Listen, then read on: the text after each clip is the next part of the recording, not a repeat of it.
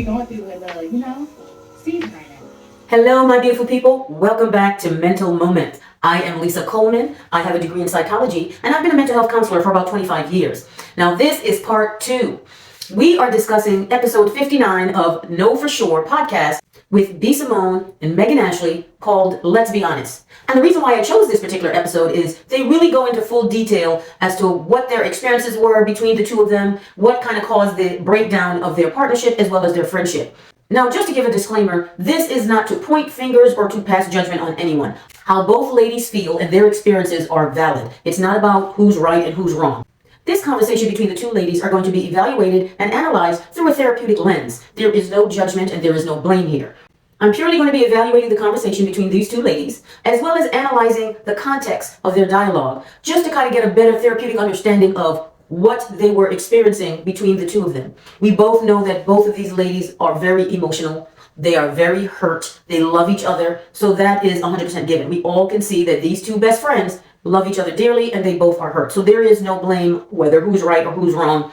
Everybody's experiences are their experiences. This is just to kind of figure out, to evaluate and analyze what caused the separation and what caused them to take space from each other. Yeah, so that's what we're going to be looking at. Please understand that if you guys are experiencing anything like this in your relationship or with a friendship, whether it's platonic or intimate, your feelings are valid.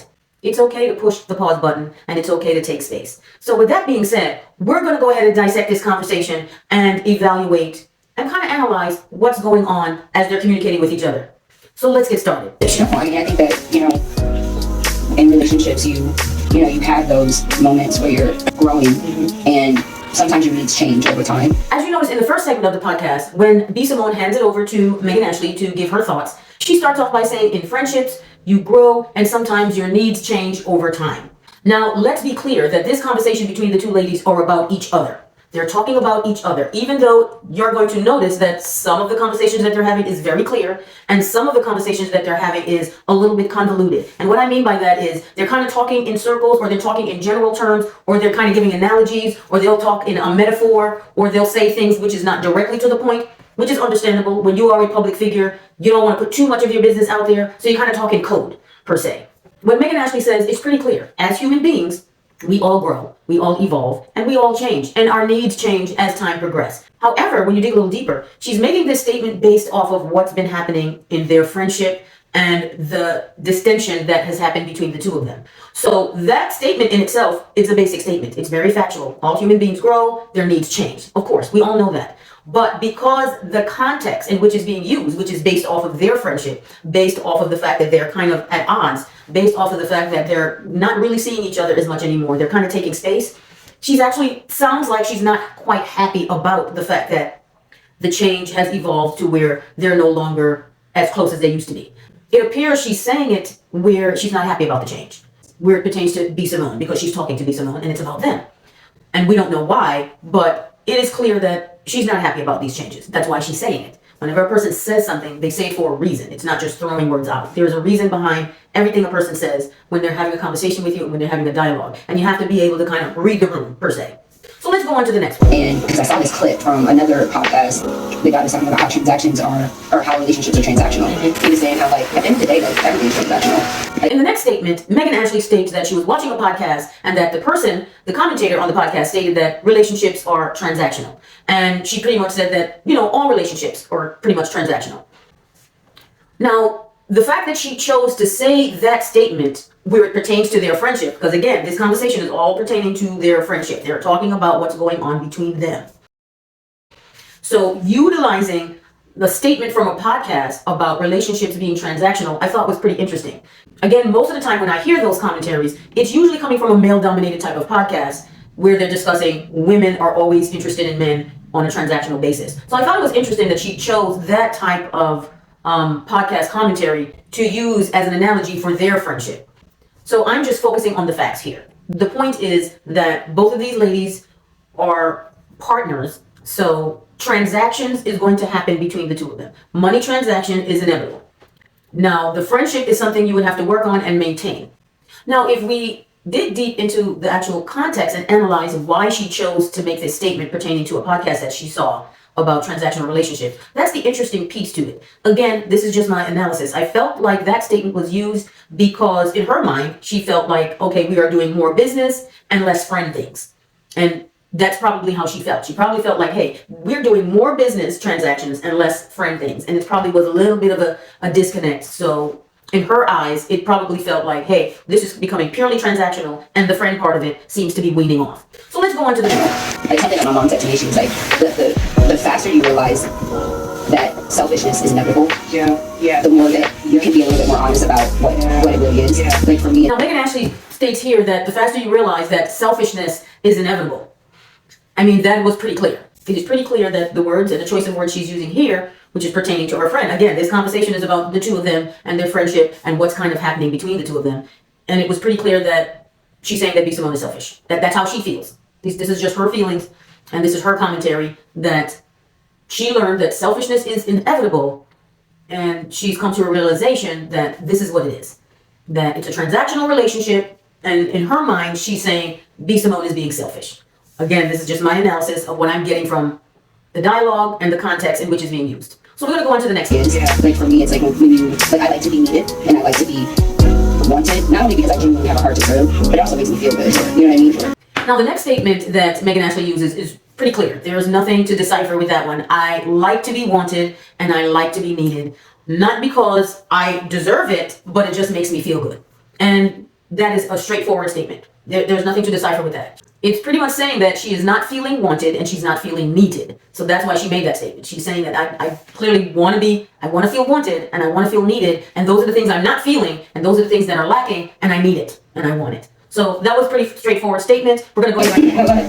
But I won't go together with that. But even like the uncomfortableness that I might feel sometime or whatever, that's a selfish thing. Right. You know what I'm saying? Because of the way I feel. I don't like the way I feel. And I like to change that feeling. Right. You know? Next, B. Simone chimes in and she actually validates and confirms Megan's feelings by saying, the uncomfortableness that I have been feeling is a selfish thing.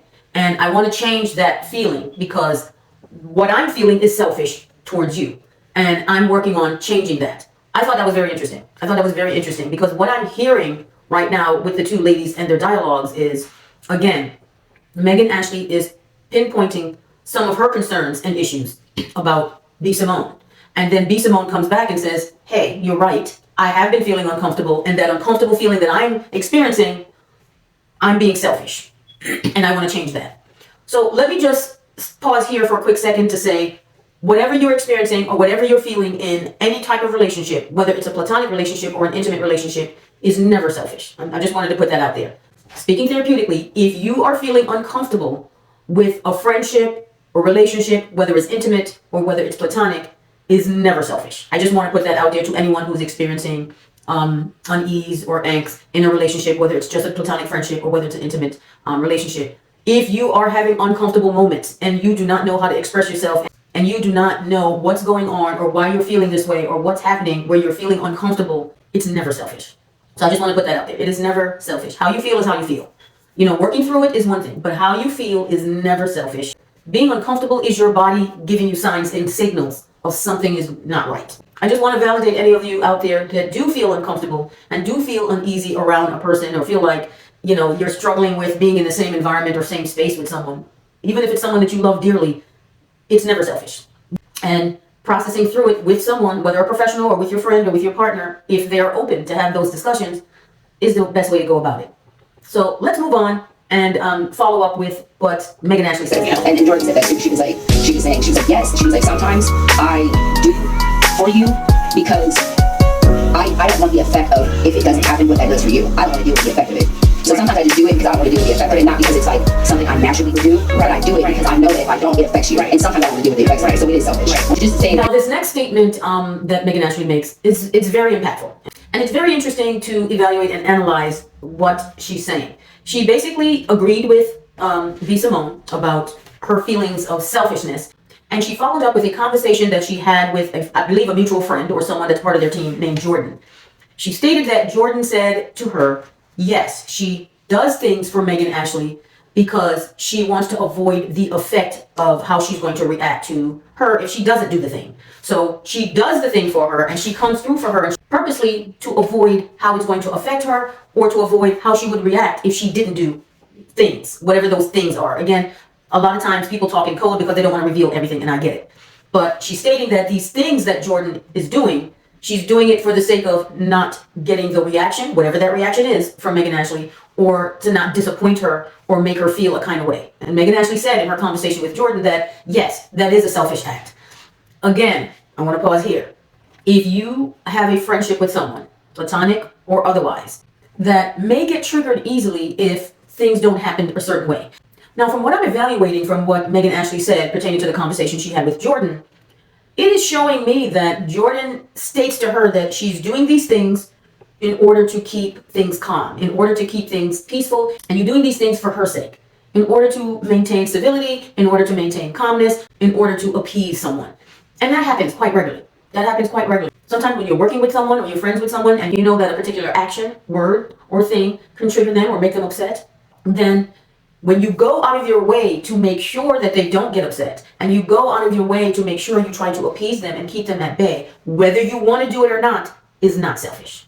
Okay? For anyone that may be experiencing a little rough spot in your friendships or rough spot in your personal relationships, and you're doing things because you kind of understand that person's mannerisms, you kind of know what will trigger them, you kind of have an idea of what could get them upset and what could keep them calm, and you do things in order to keep them calm and in order to keep them level-headed, in order to keep them, even-keeled, that is the most selfless thing a person can do. I just want to put that out there. That is far from being selfish. You are considering someone else's needs, you're considering someone else's feelings, and you're doing it for them, to appease them. Whether you want to do it or not, you might not even feel like doing it, but you're going to do it anyway just to appease them. That is far from selfish. So I just wanted to put that out there, guys. That is far from selfish. That is being selfless.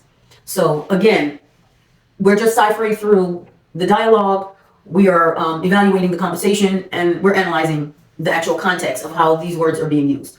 So what I'm understanding is that apparently Megan Ashley have noticed not only B. Simone have been doing these things, but also her friend Jordan have been doing things for her for the sake of doing it, to keep her at bay or to keep her calm or to keep her even keeled.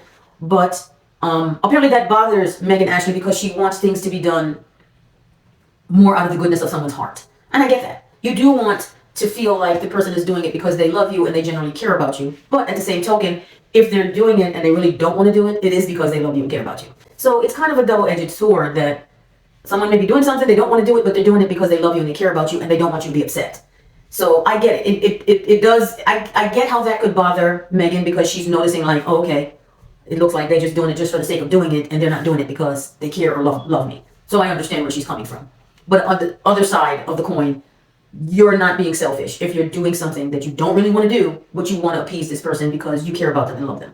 So both. I understand both sides. I completely understand both sides. All right, so let's continue. This is something I didn't actually do. I naturally want to do this, but it's turned into I'm doing it because I'm a right. As you notice towards the end, B. Simone chimes in and she is agreeing that yes, I too, just like Jordan, have been doing things just for the sake of doing it to appease you, and because I don't want to get the effect of what would happen if I didn't do it. But it started out as me doing it from a place of love and a place of you being my bestie, but then it evolved to let me do it because I don't want to trigger you.